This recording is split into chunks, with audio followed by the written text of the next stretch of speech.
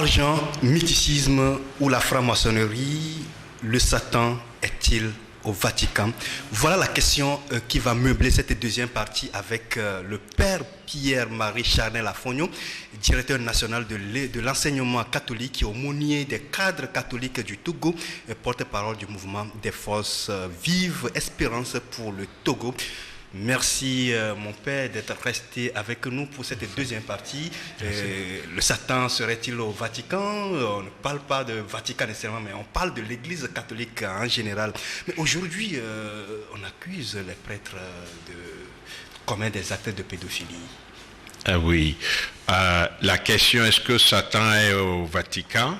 Oui. Il y a une expression du pape Paul VI, il est maintenant saint, qui disait que le diable ou Satan a allumé un feu, oui, et la fumée est parvenue jusqu'au Vatican. Bon. Mais du moment où le malin, oui, est capable de nous attaquer en prenant notre fragilité pour nous soumettre à la tentation, on peut dire que ce malin qui se dit maître absolu de la terre est aussi au Vatican, puisqu'au Vatican, on a des pécheurs, des gens qui sont capables, sous le coup de la chair ou sous le coup de la faiblesse humaine, de succomber aux tentations.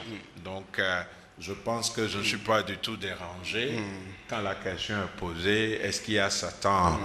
Maintenant, une autre chose qu'il faut éviter à tout prix, c'est que personne n'a érigé un siège à Satan pour lui vouer un culte, ni dans nos églises ici, ni au Vatican et ailleurs. Parce que si on ne répond pas bien à la question, on finit par dire que nous sommes des satanistes. Nous ne sommes pas des satanistes parce qu'il y a des églises, on en connaît aux États-Unis ou ailleurs, où les gens font une profession de foi en Satan et posent des actes hautement sataniques.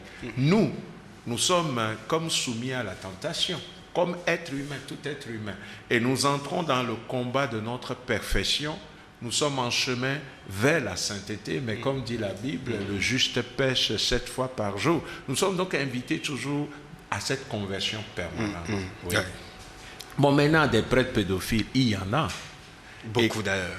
Beaucoup, je pense que c'est une affirmation gratuite. Parce que c'est ce que les médias veulent faire voir. Il y a des études très sérieuses, je ne l'ai pas sous les yeux pour signaler, qui disent qu'au sein du clergé, on n'atteint même pas 2% de prêtres pédophiles. Mais quand on en parle, c'est comme tous les prêtres sont pédophiles. Et la même étude a révélé que là où on note aussi beaucoup de cas de pédophilie, c'est dans les familles et dans les structures socio-éducatives. Les structures socio-éducatives. Alors, cela dit, je paraphrase le pape François qui dit, même s'il y a un seul prêtre pédophile, c'est déjà grave. Parce que notre ministère, c'est de protéger. Et protéger particulièrement les enfants. Jésus disait, laissez venir à moi les enfants. Et il dit, c'est ceux qui ressemblent aux enfants qui vont hériter le royaume. Et quand les apôtres ont osé empêcher simplement les enfants d'accéder à Jésus, Jésus était en colère et il les a interpellés. Donc l'enfance est sacrée. On ne peut pas jouer avec un enfant. Et alors, ce que le pape François appelle la tolérance zéro par rapport à la pédophilie, est déchaîné depuis des années. Mais il n'y a pas que ça. Il y a le harcèlement sexuel. Mais les prêtres sont accusés. Bon, moi je pense que ces accusations, il y a une bonne partie qui sont fondées, mais il faut sauvegarder quand même la présomption d'innocence. L'autre jour, quelqu'un me disait, Père Afognon, tu dois faire attention pour ta sécurité et tout et tout. Je lui dis non. Je dois faire attention à quelle sécurité? Dieu s'en charge. Parce que là où moi je suis aujourd'hui, si on veut me créer un problème, c'est très simple. Il suffit qu'une gamine se lève et dise, voilà, le père Afognon m'a violé. Qui va vérifier? On va tout de suite passer ça dans les médias, on va me traîner dans la boue, et puis peut-être quelques années plus tard, on va vérifier que c'est archi faux.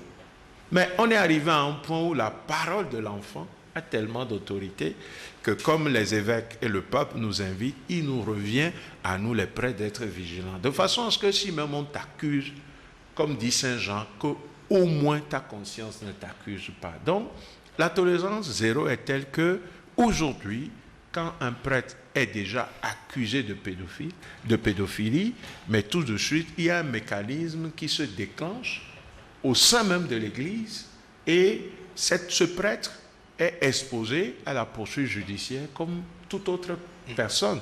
Et il peut écoper d'une suspension jusqu'à ce que l'affaire puisse s'éclaircir. Mais ça ne fait pas peur parce que nous devons prier pour que le bien règne. Et on ne peut pas dire qu'il y a beaucoup de prêtres pédophiles. Même on dit, ah oui, les Européens, il y a beaucoup. Mais moi, je vous le redis, il y a des études. Ceux qui nous suivent peuvent aller faire la recherche. C'est combien de familles on a accusé qu'ils sont pédophiles. Mais ça existe. Moi, je ne vais pas tout dire sur l'antenne, mais le nombre que j'ai trouvé dans une catégorie donnée de citoyens qui ont été jugés et condamnés au Togo pour pédophilie, je préfère taire le nom de cette corporation, ce n'est pas quand même chez les prêtres. Mais cela dit, on ne peut pas ne pas condamner le fait qu'un prêtre puisse être pédophile. Mais je rappelle que Marc Dutroux n'était pas prêtre. Marc Dutroux était marié. Et ceux qui ne connaissent pas l'histoire de Marc Dutroux, ils n'ont qu'à chercher en ligne. C'était passé en Belgique. On voit tout ce que cet homme a fait et le réseau jusqu'au sein de la politique en Belgique qui participait à tout ça. Donc la question de la pédophilie, effectivement, ce qui déchaîne la chronique, c'est à l'endroit des prêtres. Mais c'est un problème plus vaste que cela. Mais nous, prêtres, c'est la tolérance zéro par rapport à ça. Voilà pourquoi les évêques nous disent, bon, s'il y a des gens qui peut-être sont malades, parce que des fois, au cours des jugements, on démontre que la personne est malade. Si c'est le cas, mais il doit le dire, ce prêtre malade, pour qu'on puisse l'accompagner, pour qu'on puisse le soigner psychologiquement et autres. Parce qu'il y a aussi des prêtres pédophiles qui en fait étaient des malades. Ça a été prouvé après examen psychologique, psychiatrique et tout ce que nous savons. Mon père, je reviens un peu sur la question. Comment est-ce que vous recevez cela quand on dit qu'un prêtre est pédophile? Je rappelle que vous en avez été victime l'année dernière parce qu'avec votre engagement aux côtés des forces vives, on vous a accusé de toutes les choses. Comment est-ce que vous vivez cela? Parce qu'aujourd'hui, on sait que l'Église catholique fait beaucoup d'œuvres sociales, mais on n'en parle pas. Mais ce côté de la pédophilie que les gens évoquent. Le pape a utilisé une image. Il dit le prêtre, c'est comme un avion. Dès qu'un avion tombe, à la une se saisit de ça. Voilà. Mais combien de vélos, de voitures, de camions font accident dans le monde? Mais personne n'en parle. Mais quand c'est avion là, toutes les presses en parlent presque. Donc, nous sommes exposés, mais on ne doit pas avoir peur de ça. Parce que la présomption d'innocence existe. Mais au même moment, on peut condamner innocemment un prêtre. Il doit l'accepter comme une croix. Ce qu'il y a ici, c'est que, au moins dans ta conscience, si tu as posé un acte pédophile, que tu puisses vraiment te retourner vers Dieu, demander pardon et quitter le sacerdoce. Parce que c'est un acte grave. Voilà. Bon, maintenant, si c'est avéré, tu n'as pas eu le courage de quitter, mais l'Église va te faire quitter. Mais est-ce qu'on peut me dire que dans le rang des pasteurs qui sont mariés, il n'y a jamais eu de cas où un pasteur a abusé d'une fille ou d'un garçon mineur? C'est qu'aujourd'hui, le regard est braqué sur nous. Et nous devons l'accepter, nous les prêtres catholiques. Parce que les gens veulent nous dire, nous attendons de vous que vous soyez pour nous des témoins. Et c'est notre mission. Mais au même moment, le monde doit savoir que le prêtre, comme le dit l'auteur de l'Épître aux Hébreux, il est tiré du milieu des hommes pour intercéder en leur faveur. On n'est pas tout puissant. Toutes les fragilités que les êtres humains ont. Nous les avons, tous les désirs, l'appétit sexuel. Maintenant, Saint Paul parle de la maîtrise de soi. C'est le travail de toute une vie. Et les gens ne parlent jamais de combien de fois un prêtre a résisté à une tentation. Les gens ne disent pas toujours ce que nous recevons. Vous savez, les filles d'aujourd'hui, mais il y a des choses terribles que nous vivons aussi. La fille de 16 ans aujourd'hui, tu la vois, tu ne sais même pas qu'elle a 16 ans. Elle commence par t'appeler papa chéri. Et puis, après, si tu es déjà une personne affectivement déséquilibrée, c'est vite fait. Hein. Ce n'est pas toujours le prêtre qui y va. Des fois, c'est des filles qui ont connu beaucoup de souffrance. Ils n'ont pas eu la joie d'avoir un papa. Donc, c'est un besoin psychologique tellement fort que 15 ans, 16 ans, il voit un prêtre qui devient pour lui un père. Mais si le prêtre adulte n'est pas mature, c'est vite fait de passer à l'autre côté parce que la ligne de démarcation est très faible. Donc, moi, je dis, n'ayons pas peur, avançons, soyons prudents, comptons sur la grâce de Dieu, mais que le monde ne nous demande pas d'être des anges.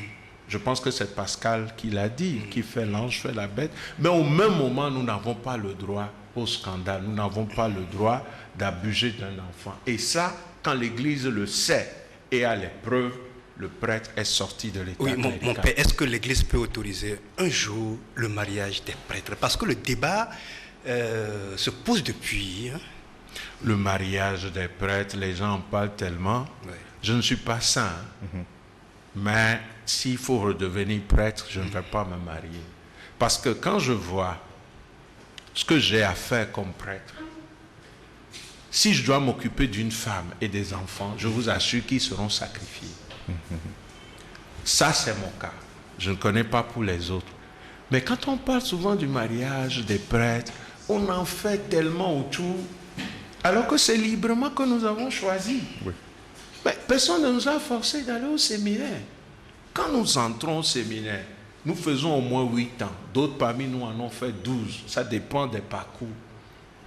Tout le temps, on te le rappelle.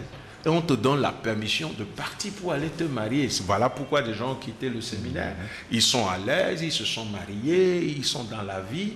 Quand on va au séminaire, ce n'est pas nécessairement pour devenir prêtre.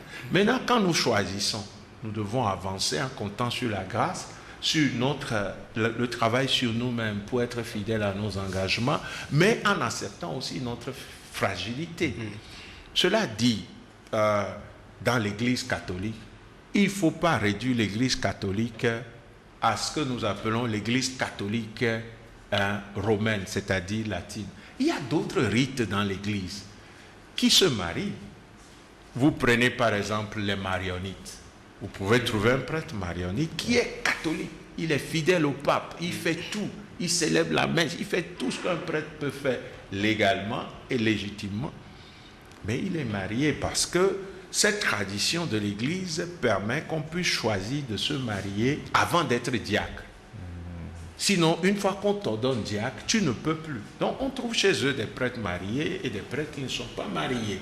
Mais on choisit l'évêque toujours parmi les prêtres célibataires. C'est comme ça, c'est une tradition. Elle est aussi catholique. Et quand on voit à l'âge apostolique, Saint Paul, par exemple, on a des preuves qu'il ne s'est pas marié. Il a fait ce choix. Mais on nous parle de la belle-mère de Pierre, donc ça voudrait dire que Pierre s'est marié. Seulement, Pierre, dans son cheminement en tant qu'apôtre jusqu'à la mort à Rome, on ne parle plus ni de sa femme ni de ses enfants. Est-ce qu'il les a laissés en Judée? Qu'est-ce qui s'est passé? Nous n'en savons rien. Mais on sait que beaucoup d'autres ne se sont pas mariés, Tite, Timothée et d'autres, parce que la charge pastorale est telle que ça peut suffire à un homme, et un homme peut être suffisamment occupé de cette façon. Cela dit, si un jour l'Église, dans sa sagesse, l'Église latine dit on peut se marier, mais il revient à l'Église de discerner et de le dire. On ne peut pas dire que c'est un problème grave, parce que déjà dans l'Église catholique, il y a des prêtres mariés et déjà à l'âge apostolique, il y avait des apôtres qui étaient mariés. Hein. Donc, moi, je pense que des fois, excusez-moi, vous les journalistes, vous aimez saisir un élément, propulser ça, et puis les journaux au niveau du monde, ça les aide aussi à pouvoir vendre un peu. Pas vous, hein, mais je parle des grandes chaînes. Vous parlez de façon générale, ouais. Oui. Mon père, on va aborder une question cruciale de l'Église. Est-ce qu'on peut être catholique et appartenir en même temps à un loge, par exemple être franc-maçon? Dans tous les cas, l'Église est claire. Je ne parlerai pas seulement de loge maçonnique. On ne peut pas être catholique et appartenir à un mouvement ésotérique. Parce que les mouvements ésotériques, nous en avons aussi qui sont d'origine africaine. Hein. Il y a des groupes d'initiation. Quand nous parlons tout le temps de la sorcellerie, c'est une forme de loge. On s'initie à ça. Et il y a une porte d'entrée, il y a des échelons à gravir, ainsi de suite. On possède des puissances, ça dépend, pour devenir riche, pour être puissant et tout le reste. Mais dans tous les cas, tout ce qui est ésotérique s'oppose à la foi chrétienne en général et catholique en particulier. Voilà pourquoi les évêques, à la suite de Rome, ont quand même rendu public une lettre que je pense ceux qui nous suivent doivent pouvoir lire. Ça fait déjà plusieurs années que cette lettre est sortie et il est clairement dit qu'on ne peut pas être dans l'ésotérisme et être chrétien.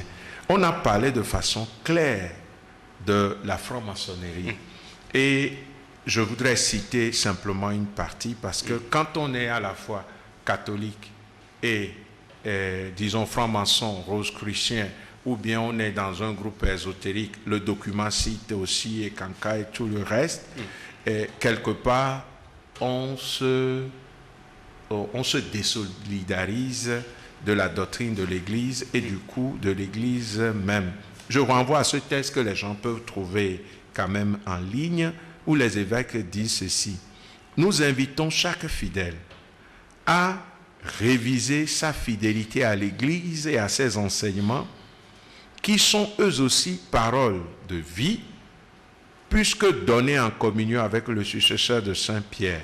Ainsi donc, aucun fidèle du Christ ne devrait s'entêter et appartenir à ces associations maçonniques en justifiant par des arguments fallacieux et inadéquats son choix qui, rappelons-le, le détache de la Sainte Communion. Les prétendues appartenances de membres du clergé à ces associations ne sont pas des raisons justes et suffisantes pour se séparer du Dieu saint de Jésus-Christ, même s'il s'en trouvait quelques dignitaires extravagants de l'Église, il encourait les sanctions. Donc souvent on dit, j'ai lu pas mal de choses, on dit tel prêtre, tel évêque et tout, mais ce n'est pas parce qu'un évêque peut-être est franc-maçon ou autre, ou est dans une loge, que le chrétien doit se dire c'est normal. Ce qui nous unit, c'est l'enseignement de l'Église. Qu'est-ce que l'Église dit? Qu'est-ce que l'Église nous enseigne? Et la fidélité à l'enseignement de l'Église prime sur tel ou tel autre appartenant. Donc je pense que c'est clair qu'on ne peut pas être catholique et être membre d'un mouvement ésotérique, dont la franc-maçonnerie. Et si on l'est, il y a aussi des sanctions. Oui, des sanctions.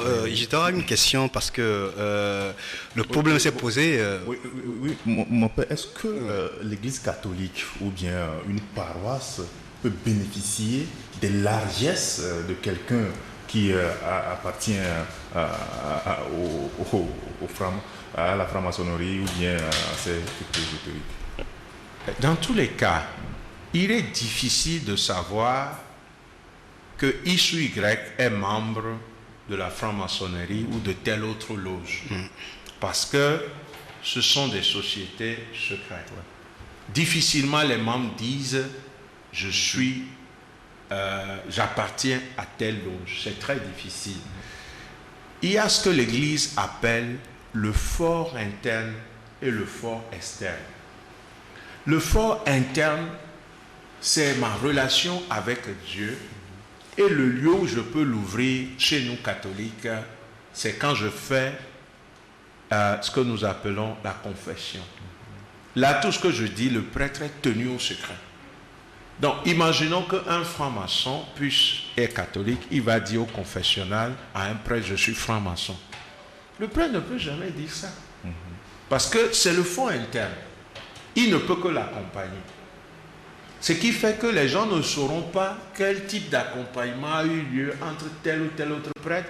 Les gens ne sauront pas pourquoi tel qu'on a accusé de franc-maçon, on le voit avec tel autre prêtre. Parce que tout le monde sait que les accompagner est notre devoir. Mais il n'est pas toujours facile pour eux. Moi, j'ai eu l'occasion d'accompagner un, mais c'était très difficile parce qu'ils sont menacés. On te dit de signer ceci, de faire ci, de t'afficher, et les persécutions suivent. Il y en a qui peuvent perdre leur travail, ainsi de suite, parce qu'il est arrivé là par parrainage. C'est très compliqué. Maintenant, si la personne, on ne sait rien, bon, on ne demande pas aux fidèles au moment de la quête. Et s'il y a dans l'église un franc-maçon qui ne se lève pas, non. Parce que l'église, c'est aussi une communauté de pécheurs appelés à se convertir. Maintenant, ce qui relève du fort externe, par exemple, vous affirmez publiquement, moi je suis franc-maçon. Ou bien dans vos écrits, il est manifeste que vous êtes franc-maçon. Ou bien dans votre testament, il est manifeste que vous êtes franc-maçon. Ou bien, je ne sais pas, en tout cas, le fort extérieur, c'est ce qu'on peut prendre. Et effectivement, quand on a des preuves dans le fort externe, que quelqu'un a été franc-maçon, rosicrucien, a appartenu à telle ou telle autre loge, a pratiqué l'ésotérisme sous toutes ses formes, il y a des sanctions qui suivent. Et parmi ces sanctions-là, la personne ne peut plus communier, la personne ne peut plus être parrain ou marraine de mariage, de baptême, de confirmation. La personne, à son décès, ne peut pas bénéficier d'un funérail catholique, ainsi de suite.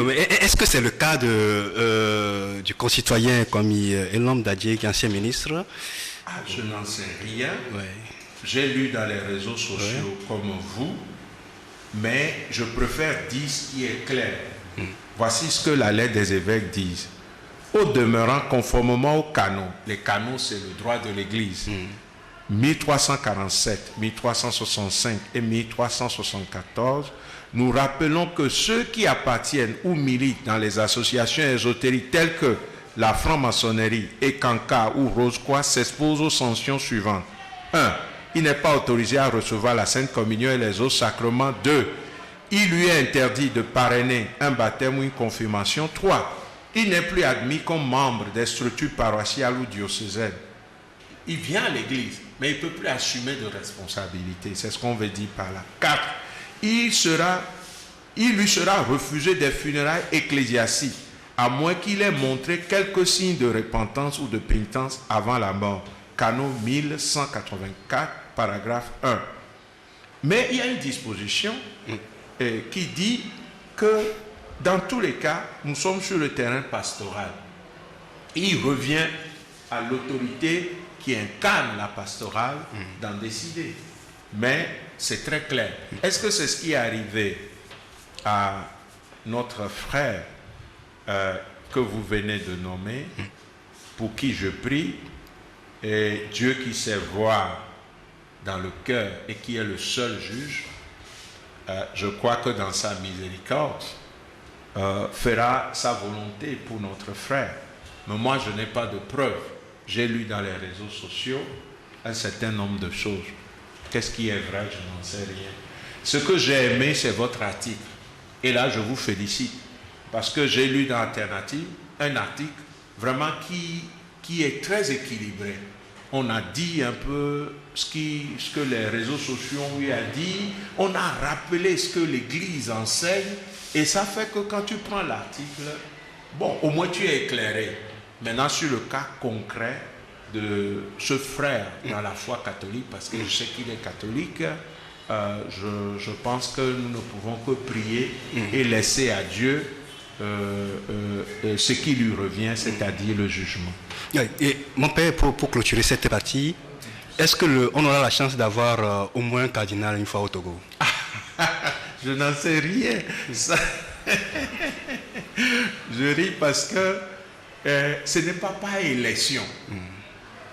Vous voyez, même là, dans certains pays où il y a élection, on n'arrive pas à avoir nécessairement le président qu'on désire.